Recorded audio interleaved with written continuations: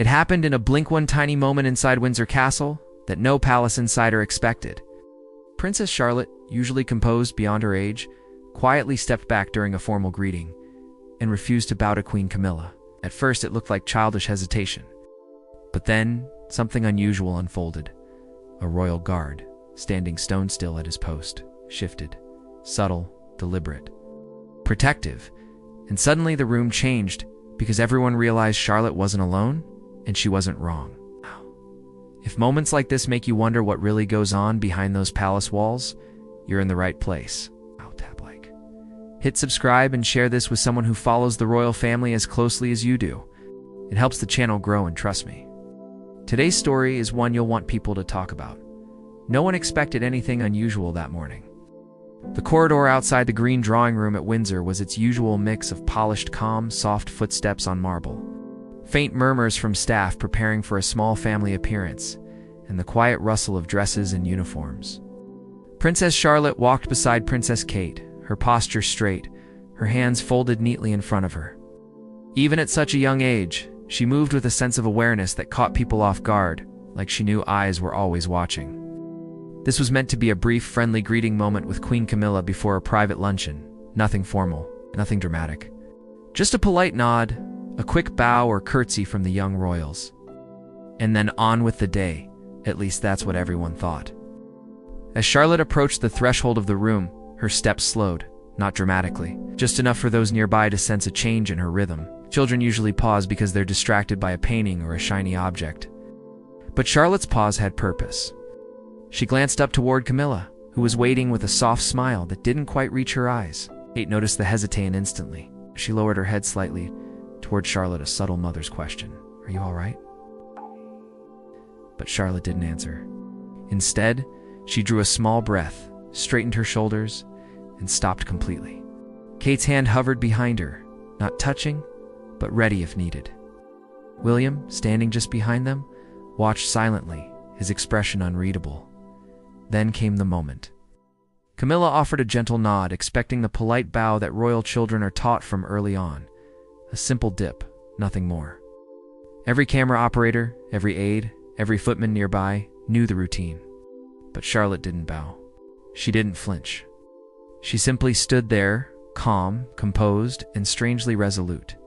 A child's defiance is usually loud or emotional. This wasn't. It was quiet, controlled, almost unsettling in its clarity. Camilla's smile faltered. For a heartbeat, the room froze. Staff exchanged glances. Courtier cleared his throat. Kate's lips parted slightly as if to speak. But even she sensed something different was happening, something she shouldn't interrupt. And that's when the real shock arrived. From the corner of the room, a royal guard, one of the tall, imposing figures in full uniform, shifted. Royal guards do not move. They do not react. Certainly do not involve themselves in family dynamics. But this guard, posted near the door, turned his head by the slightest degree. Barely noticeable to an untrained eye, but unmistakable to anyone familiar with their strict discipline. His chin lifted, his eyes narrowed just a fraction. His boots adjusted half an inch on the floor, enough to signal readiness, but not enough to break protocol outright. It was the kind of movement that said, without a word, "She is not alone. I am watching." Camilla noticed. Kate noticed. William noticed most of all.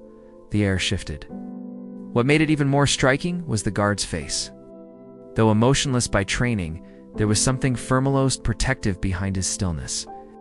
As if he sensed something that others overlooked. As if he understood that Charlotte's hesitation wasn't disrespect, but discomfort. Camilla blinked, taken aback. Her hand, which had been gently extended, lowered ever so slightly. A flicker of uncertainty crossed her expression, quick, unpolished, human. Charlotte's eyes didn't leave Camilla's face. She wasn't angry. She wasn't being mischievous. She simply chose not to bow. The moment Princess Charlotte chose not to bow might have seemed small to an outsider. Barely a 20-second pause in a royal corridor. But inside the palace, gestures are never just gestures. Every nod, every bow, every step carries weight. It's a silent language the public rarely sees, shaped by centuries of tradition, rivalry, and unspoken rules. So when Charlotte held her ground, whether she realized it or not, she touched one of the most sensitive threads in the royal tapestry. Protocol. And protocol, especially when Camilla's involved, is never simple. To understand why that moment mattered so much, you have to trace the roots of royal etiquette. Children in the royal family grow up learning what expected of them the way other kids learn how to tie their shoes. Simple gestures, like greeting a senior royal, become second nature, not because anyone is forcing them, but because it's woven into daily life. Charlotte, for instance, has always been known as a child who follows protocol without hesitation. She's the one who corrects her brothers during balcony appearances, the one who manages her skirt, her posture, her steps with surprisingly adult awareness. She rarely misses a beat. So when she broke form, people noticed. But the deeper question is why. Some insiders believe it wasn't rebellion, but instinct. Children feel energies adults sometimes learn to ignore. They sense discomfort before they understand it. And Charlotte, growing up directly inside the tension between old tradition and new generation, may feel pressures most children never experience. Then there's the complexity of Camilla's position. Camilla is technically queen, but her relationship with the public, and even parts of the family, has layers. Decades of media scrutiny, comparisons to the late Princess Diana, questions about legacy, acceptance, and whether the title queen sits comfortably in the eyes of the nation. Charlotte may not know those histories, but she's certainly aware of atmosphere. Kids living inside the monarchy hear things, feel things, pick up cues adults think they're hiding. A subtle shift in tone, the way people address someone, the weight of conversations around lunch, the respect or caution that floats around certain names. So what did Charlotte sense? Was it tension? Was it uncertainty? Or was it just her choosing who she feels comfortable showing respect to? That alone is powerful, because in royal life, respect is not just personal, it's political. A bow signals acknowledgement, role, hierarchy, continuity. A child refusing to bow introduces a ripple. Maybe this new generation won't follow every old rule blindly. Maybe they'll define respect on their own terms. And that possibility, for some, is thrilling, for others, threatening. Still, the moment becomes even more meaningful when you consider who stood behind her. William and Kate. Both have spent years carving out a quieter, more grounded royal environment for their children. William especially understands what it feels like to be raised inside a system with rigid expectations. He grew up bowing to people he knew didn't always have his best interest at heart. He grew up under pressure to conform to an institution that didn't always protect him. He, more than anyone, would allow his daughter the space to follow her instinct, and his reaction during the moment said everything. He didn't step forward to correct her, even though countless eyes were watching. He didn't whisper a reminder. He didn't push her forward. Instead, he subtly positioned himself behind her, not to block or guide, just to let her know she wasn't exposed. That small gesture wasn't lost on palace staff. It was interpreted as a subtle declaration. This child's instincts matter. Her choices matter. She will not be silenced into tradition for tradition's sake. Kate's presence added another layer. Kate is deeply protective of her children's emotional well-being. She pays attention to their reactions, especially in public settings. When Charlotte hesitated, Kate didn't rush her. She maintained a calm, supportive presence. Another signal that something about Charlotte's discomfort was valid, not childish misbehavior. And then, of course, there was the guard. Royal guards are trained to read atmospheres the same way soldiers read battlefields.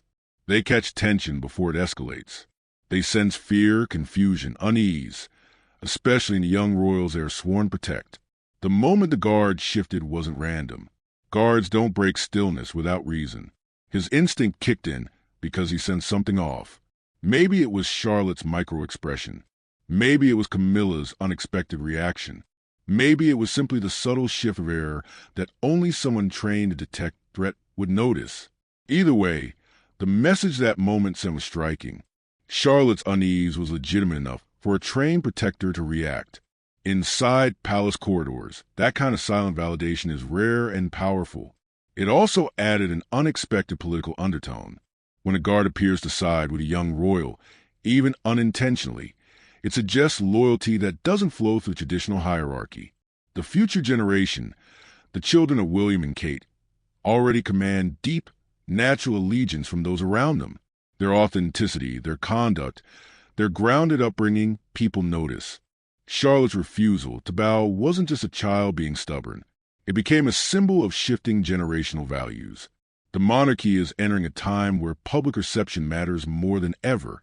People look to the younger royals to set the tone. They represent modernity, empathy, and a softer kind of power. And Charlotte's quiet defiance reflected those traits. It suggested respect must be earned. Hierarchy should not overshadow humanity. And even the smallest member of the future royal circle can draw boundaries. Some insiders whisper that Charlotte's reaction carried echoes of Diana, a woman who famously believed that dignity and compassion mattered more than titles. Others saw William's steady support as a continuation of that philosophy, quietly shaping a new culture from within. The moment also raised broader questions within palace ranks. Would Charlotte bow next time? Would she continue setting quiet boundaries? Would this shape how the younger generation views Camilla's role? No one had answers, but everyone agreed on one thing. Charlotte's instinctive choice pierced deeper truths about the royal dynamic than any speech or announcement ever could. The bow didn't happen. The world didn't end. But something subtle shifted. A signal, a statement, a quiet line drawn by a child who understands more than most give her credit for. And it left a lingering question echoing through Windsor's corridors. If this is how Princess Charlotte responds at her age, what kind of leader will she become when the crown eventually rests in her generation's hands? What could cause such a moment? Was it instinct? Was it something she'd heard? Was it something she felt? Whatever it was, her reaction wasn't random. The staff held their breath. Another 2 seconds passed. 2 seconds that felt like 40. Then William stepped forward, not aggressively, not tensely, just enough to place himself slightly ahead of his daughter. A quiet gesture of support. His hand hovered behind Charlotte's back, mirroring Kate's earlier subtlety. He didn't force her to bow. He didn't correct her. He simply stood by her. And whether anyone intended it or not, the message was loud. Her choice stands. Camilla recovered with a polite, benign smile, though the corners of her mouth twitched with a hint of tension. She adjusted her jacket, looked at Charlotte once more, then offered a small nod of acceptance, perhaps more forced than she wanted it to appear.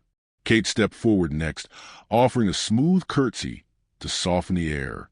George followed with a respectful nod, but Charlotte stayed still, her chin tilted upward in a way that didn't feel arrogant, just sure of herself. The royal guard remained motionless now, but the imprint of his earlier shift lingered like a shadow. It had been a micro-expression of allegiance that no one in the room forgot. When the moment finally broke, the staff resumed breathing. The corridor regained its sound, but the energy wasn't the same. As the family walked past the guard on their way to the next room, Charlotte glanced at him, just a soft glance. The kind a child gives someone who has quietly stood up for them. The guard didn't smile, he couldn't, but there was a slight deepening in the stillness of his posture, like a silent acknowledgement. Kate placed her hand on Charlotte's shoulder, guiding her forward. William walked at her other side, his expression composed but thoughtful, like a man fully aware of the headlines that could erupt if anyone leaked what had just happened. But there would be no public statement, no correction, no forced apology. Inside the palace, moments like these are usually tucked away, wrapped in polite silence. Except this one wasn't forgotten. Not by the staff, not by the guard, not by Camilla, and certainly not by William and Kate. The story spread quietly through internal circles. Soft whispers among attendants, a passing mention among senior aides, an eyebrow-raising anecdote during royal briefings. Because it wasn't the refusal that shocked people. Children are unpredictable. It was the reaction, the shift of a royal guard, an elite soldier trained to ignore everything except immediate threat or command, had signaled something deeper, an instinctive recognition that Charlotte's discomfort mattered, that this wasn't simple childish stubbornness, that the future princess's intuition deserved respect. And behind it all was a lingering question that no one dared voice aloud. What did Charlotte sense in that moment, and why did the guard agree with her? Most people see a royal guard and think of stillness, silent figures in towering bearskin hats who never blink, never speak, never react. But behind the uniform is a soldier trained at a level most civilians never fully understand. And the guard who shifted during Princess Charlotte's moment at Windsor was not just any guard. He was someone whose reputation whispered through the barracks long before that day. His name, according to palace insiders, is Sergeant Thomas Ellers. Not a newcomer, not a trainee, a veteran of the Welsh Guards, known for being sharp-eyed, calm, and fiercely loyal. The kind of guard who could stand in the middle of chaos and remain steady enough to keep a child safe without drawing a single ounce of attention. And that's what made his reaction so striking. Royal guards do not move unless a threat is present. But threats aren't always dramatic. They can be emotional, instinctive, or subtle, a shift in energy rather than an act of aggression. Guards are trained to read the slightest tension, especially around the young royals who rely on them more than the public realizes. On that day, Thomas saw something. The moment Charlotte froze, he felt the air change. Her breath pattern shifted. Her hands tightened ever so slightly, and her shoulders pulled back. Yes, confidently, but also stiffly. It was a kind of body language a trained protector notices immediately. Children show fear loudly. Children show discomfort quietly. What Charlotte displayed was neither fear nor rebellion. It was unease. A tiny alarm that someone like Thomas was built to register.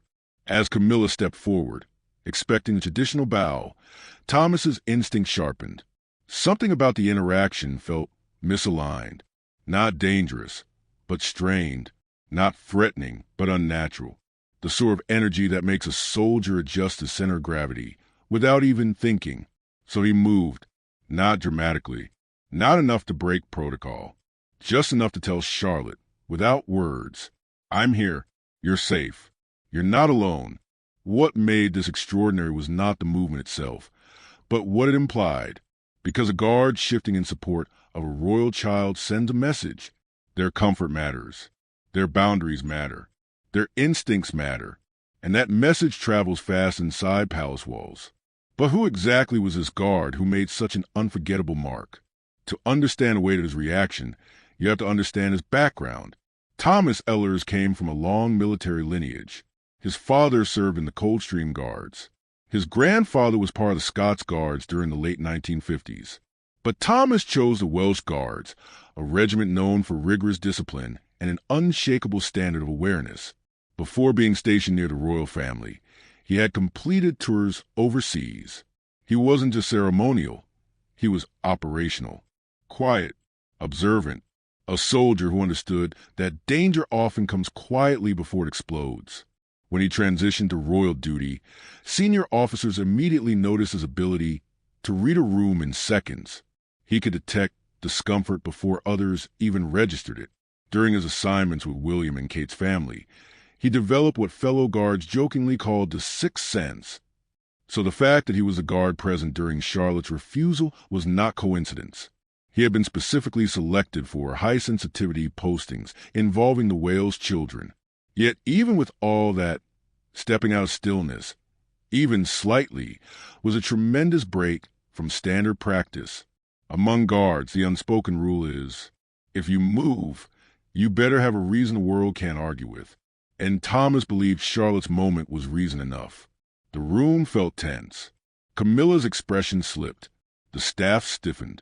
The children's instinctive discomfort became even more visible. Thomas's one movement was not confrontational or dramatic.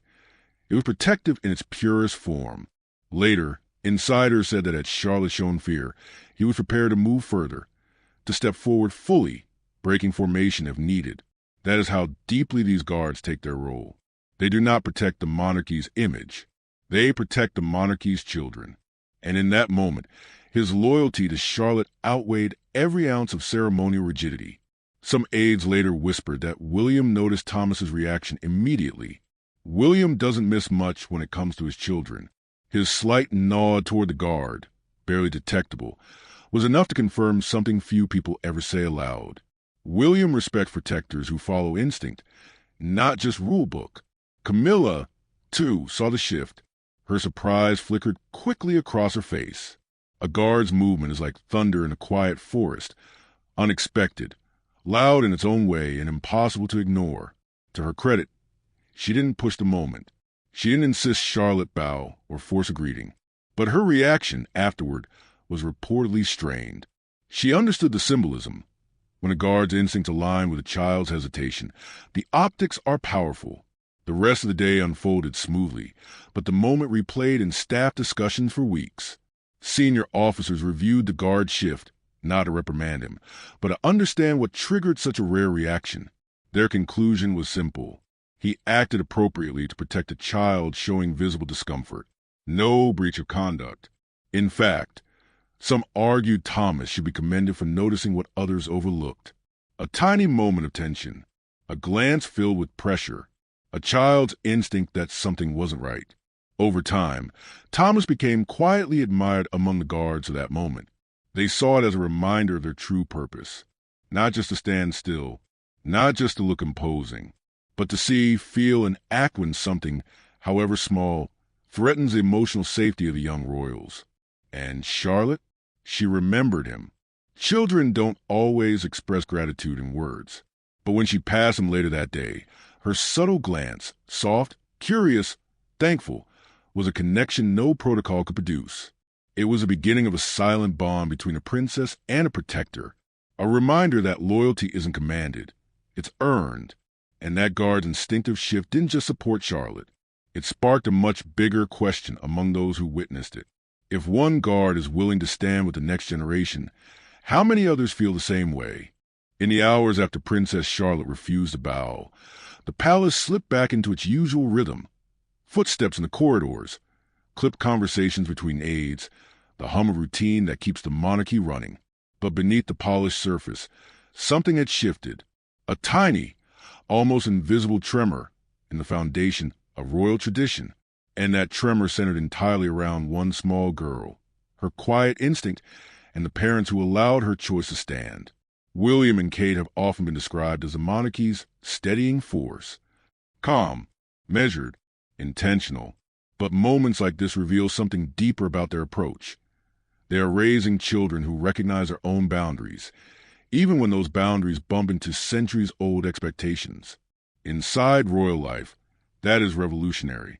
As William walked Charlotte out the corridor that day, he wasn't thinking about optics or protocol. He was thinking about her, the daughter who reminds him so much of both Kate's gentle strength and the unbreakable spirit of his late mother, Diana. A child who sees through polished smiles and polished ceremonies with surprising clarity. Some aides later described William's reaction as quietly proud, not because Charlotte defied anyone, but because she trusted her instinct enough to pause, to think, to choose, and because she knew without him having to say a word that he would not override her. That sense of security is something William didn't always have as a child. He grew up juggling public pressure, institutional rigidity, and moments where he had no voice. His determination to give his children something different comes out in subtle ways. The calm tone he uses during public appearances, the way he shields them from excessive spotlight, the priority he places on their emotional resilience. So when Charlotte stood firm, he let her. Kate, too, carried her own quiet reflection of the moment. She has always been intuitive when it comes to her children's emotional signals. Those who know her say she pays attention to hesitation more than obedience. She values kindness over protocol, respect over ritual. So Charlotte's stillness, her composed discomfort, wasn't something to correct. It was something to understand. Later that day, behind closed doors, Kate reportedly spoke to Charlotte with her usual gentle firmness, not questioning her choice, but asking how she felt. And the answer, according to a family friend, was simple. She didn't feel ready. For Kate, that was enough. Respect is earned, not automatic. And teaching her children that their instincts matter, even when facing royalty, is a cornerstone of her parenting approach. But the bigger implications of that moment stretch far beyond one child and one bow. What Charlotte did rippled quietly through the palace because it touched a sensitive subject, the evolving perception of Queen Camilla. Camilla's journey in the royal family has been long, winding, and at times painful. She has worked for decades to earn public acceptance, and many respect her efforts. But there remains a lingering complexity, one that even insiders acknowledge. And children feel complexities differently. They don't analyze them, they absorb them. Charlotte's hesitation, combined with the guard's protective shift, unintentionally emphasized the emotional gap between Camilla and the younger Wales children. A gap built not from malice, but from history, tension, and the natural instincts that children often express before adults do. This raised quiet concerns among senior royal advisors. If the future generation hesitates around Camilla, what does that mean for the monarchy's internal cohesion? William and Kate didn't encourage the hesitation, but they didn't force compliance either, and that alone hinted at a new era of leadership within the family. One aide described the moment as symbolic of the future monarchy. Not rude, not rebellious, simply human, because the Wales family, unlike some past generations, is shaping a monarchy that values emotional intelligence as much as tradition. George will one day be king. Charlotte and Louis will play significant roles beside him, and their upbringing, their intuitive confidence, their willingness to express boundaries, these traits will shape how the monarchy functions in the coming decades. Charlotte's quiet refusal revealed something essential. This future monarchy will not operate on fear. It will not bow out of obligation. It will choose respect instead of performing it. Many inside the palace found the moment refreshing, a glimpse of honesty in a world that often hides behind ceremony. And then there was the question everyone whispered. What did this moment mean for Camilla? To her credit, she didn't escalate. She didn't demand an apology. But it reportedly shook her more than she expected. Not because she wanted to bow, but because children's reactions often reveal truths adults overlook. Camilla has always been aware of the uncomfortable space she occupies in royal history. She knows the shadows of the past follow her into every room. But witnessing hesitation from the next generation, especially Charlotte, who is usually warm and polite, was a reminder that acceptance is not guaranteed by title. Still, the moment also presented an opportunity, a chance for Camilla to build a more natural relationship with the Wales children moving forward. Some insiders believe she took the moment to heart, understanding that connection cannot be demanded. It must be nurtured. But beyond family dynamics, the event marked something even larger, a shift in the monarchy's power center. For decades, the crown's weight sat with hierarchy, who outranks whom, who bows to whom. But with William and Kate raising children like Charlotte, that weight is moving toward authenticity, toward emotional truth, toward instincts guiding tradition, not the other way around. Charlotte didn't set out to make a statement. She simply followed her heart. But in doing so, she symbolized the future, a generation of royals unafraid to stand still, unafraid to question, unafraid to be human, even when the world expects perfect formality. And that's what makes the moment unforgettable. Not the refusal, not the guard support, not the whispers in palace corridors, but what it represents. A monarchy shifting from rigid obedience to thoughtful independence. A royal family led by parents who prioritize emotional truth over ceremonial precision. And a young girl who, without knowing it, showed the world a glimpse of what future leadership might look like. Strong, thoughtful, guided by instinct, not pressure. As Charlotte walked away that day, small hand tucked into Kate's, William standing firmly beside her, she didn't know she had shaken centuries-old expectations. But one day, when she looks back, she'll see what everyone else in that corridor felt. That was the moment the next generation quietly began shaping the monarchy their own way. Windsor Castle has witnessed centuries of triumphs, scandals, coronations, farewells, and whispered secrets that never reached the public ear. But sometimes, history doesn't come from battles or crowns. It comes quietly from a single gesture. And for many who were present that afternoon, the moment Princess Charlotte refused a bow and the royal guard shifted his stance felt like the beginning of something that would echo long into the future. In the days that followed, the castle hummed with a strange kind of tension, not dramatic, not chaotic, just aware, as if every hallway, every gilded portrait, every pair of listening ears sensed a change in the air, small but unmistakable.